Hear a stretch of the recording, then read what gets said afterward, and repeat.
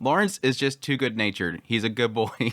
And that's frustrating to Holo. I like how Holo's like, that's actually a good thing, but at the same time, please stop being so good-natured because you let yourself expose. You put yourself out there. But anyways, yes, episode 10 of Spice and Wolf, really fantastic episode. I'm kind of a little miffed that they didn't get into more details about exactly what was causing the issue in the previous episode. I made my speculation that I think it's because this city is a church city and everybody sees Lawrence and he's with some random girl and they're not married. And so there's a question mark there. I know some people speculate the idea that it could be because they see that Lawrence is with this girl. He probably got himself in the mess that he is because he was showing off to her.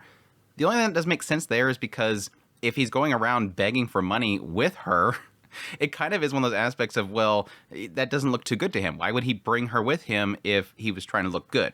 But additionally, it could be the idea that he's using her as sort of a way of, baiting people to give him money, which can also work the other direction in, you want us to, supply you with money because you're having to supply for yourself and a female.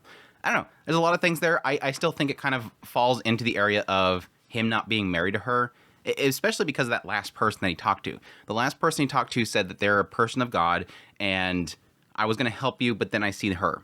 And again, I think that's an aspect of, again, him running around with somebody that he's not married to, somebody that he hasn't made some sort of matrimony to. But anyways, that aside, it is kind of hurt having Holo in this episode really kind of hitting heavy on that. You could have done well, but I was there.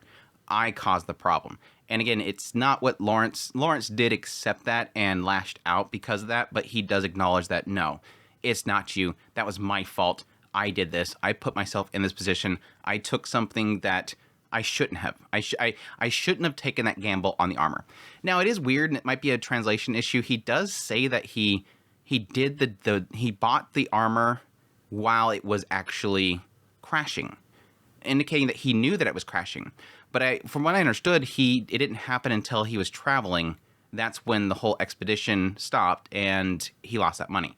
Anyways, that aside, all that stuff aside, again, in desperation, we go to the route that I guess I should have seen coming. Again, I read the light novel up to the first adaptation, watched the first adaptation, but I don't remember much. I do remember that they were going to do something with Nora, but I didn't remember exactly what it was. And we find out in this episode, yes, his plan currently is to have her transport gold in the belly of the sheep, which, yes, is a massive gamble. This is just not something normal people do. And I think there is a hint here with what Remilio is kind of implying at the end of that whole transaction, that I think Remilio is going to turn on him.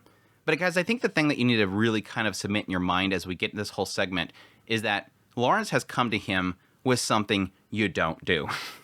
Like they were saying when they first came there, smuggling gold, some people do that, but yeah, they control the gold.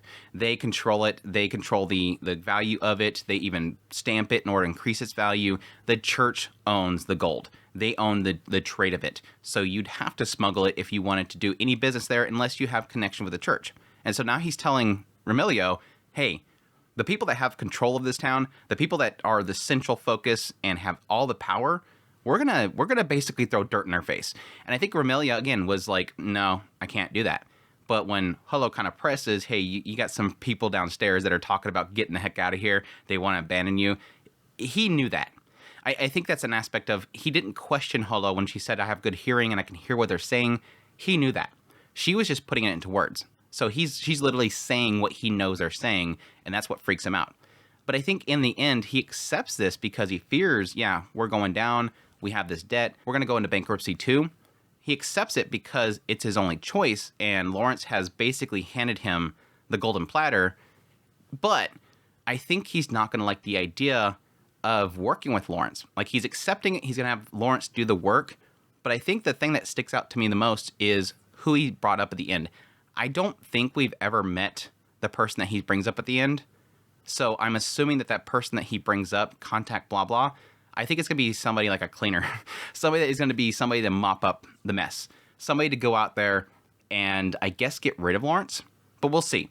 I think he could be somebody that's involved with the church as well. He could be contacting somebody involved with the church, and he's going to double-cross Lawrence and get a cut still in the end.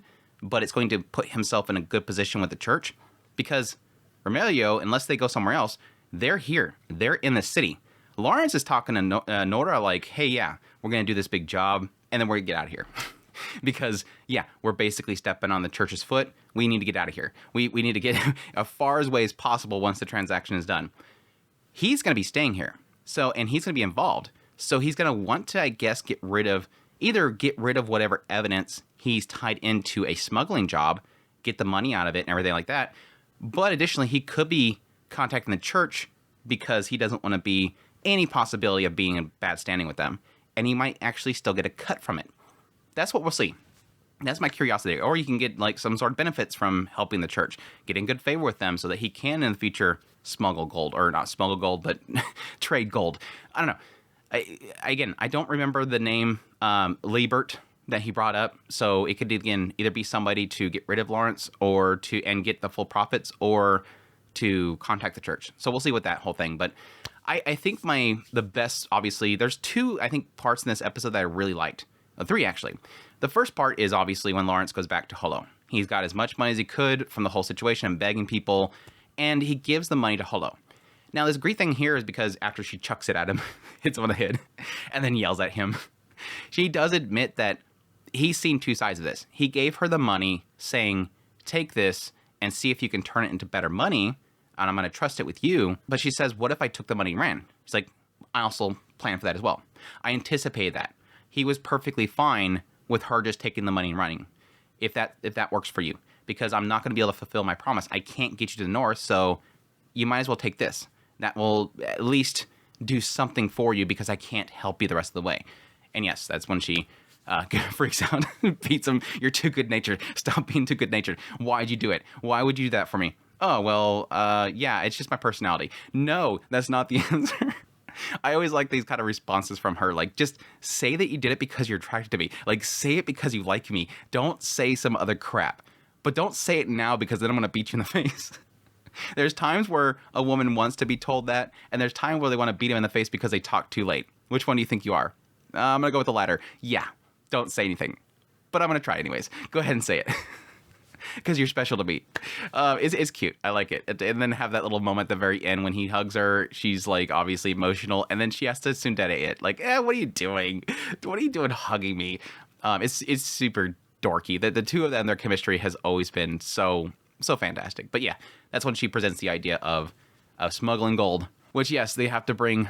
Well, they do present the idea to Remedio first, but yeah, they already have in mind we're going to use Nora. And again, Nora, because she's able to get to this one location very quickly, and yes, she's a shepherd, so she's able to move something that can actually move the actual gold. Which yes, I kind of wonder, like, you're going to have them eat the gold and have them, I guess, get rid of it afterwards? I don't think that they would be, if they have to go there and back, they have to ensure the safety of the sheep. Because if they were to bring it back and then slaughter them in order to get the actual gold, that doesn't make much sense because that would raise up red flags for the church. But it could be a cut and run thing. Like, kill the sheep, get the gold out of it, and then she disappears. But she's planning on staying there, question mark? That's the weird question mark. We'll get in there in a minute. But yeah, playing into Remedio, his desperation, knowing that he's hurting too.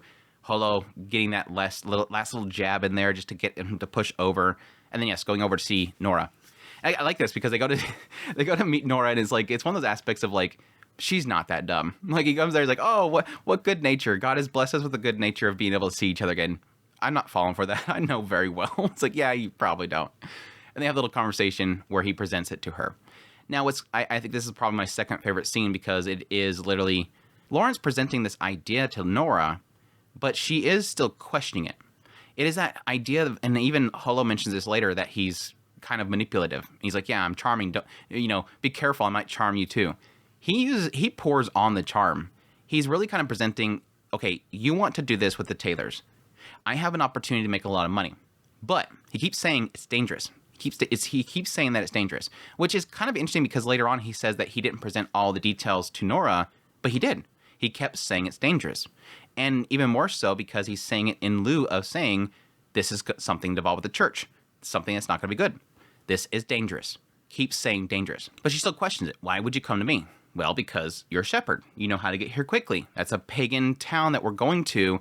They'll have the gold. We need gold and smuggle it in here. And the church has control over all of it. Well, this place is a pagan land, so they're not going to have those restrictions. So it's the easiest bet for us to smuggle in gold is to get it from them. So you just need to go there and come back.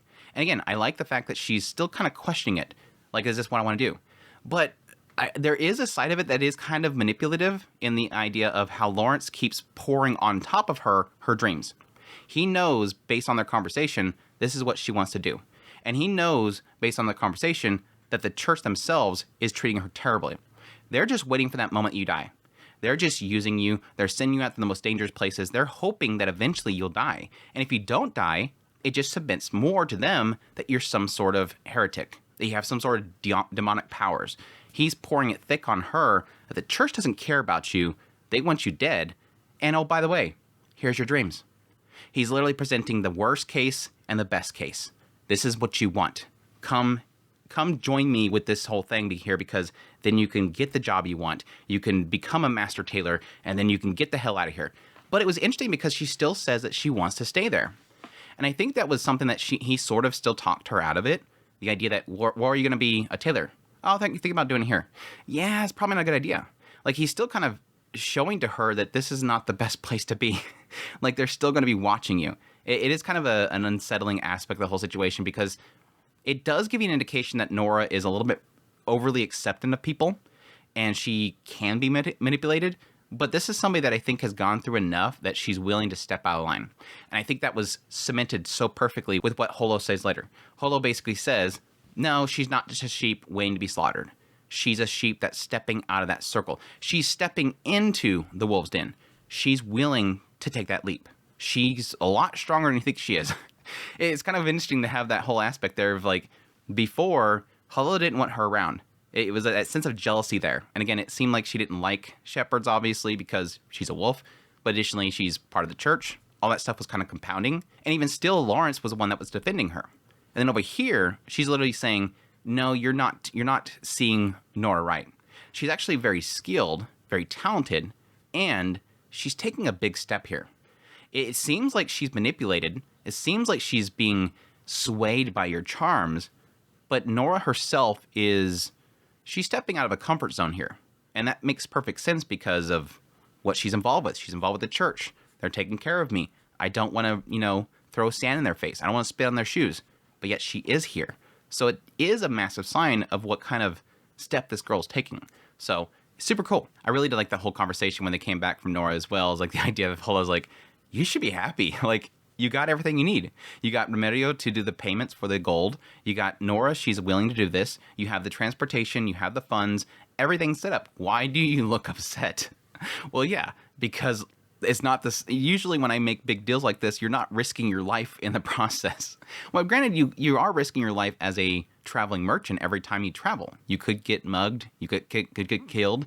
Wolves can attack you. There's many things that are risk in every single transaction. But this is this is one of those cases where, as I stated before, the church has eyes everywhere. They have the power, and he's about to do something that spits in their face. But again, it was technically to the conversation of saying, I practically frauded this girl. Like, I'm swindling this poor girl, and that doesn't make me comfortable either. Which, again, the good nature, the fool, the hopelessly good-natured person. But yeah, it was all good, and I like the wrap of it, the idea that he wants to make sure at the end everybody's laughing, and she's like, I'd just like to make sure that we're both chuckling alone. I think it was because he's basically saying, I want to make sure that everybody's happy in this transaction. Yes, you can even throw the Remedio in there, but yes, Nora as well. But she's like, as long as the two of us are chuckling together, it's super cute. So anyways, all that said, that's my thoughts on this episode. I hope you guys enjoyed this video. As always, if you did, make sure that like button down below and comment.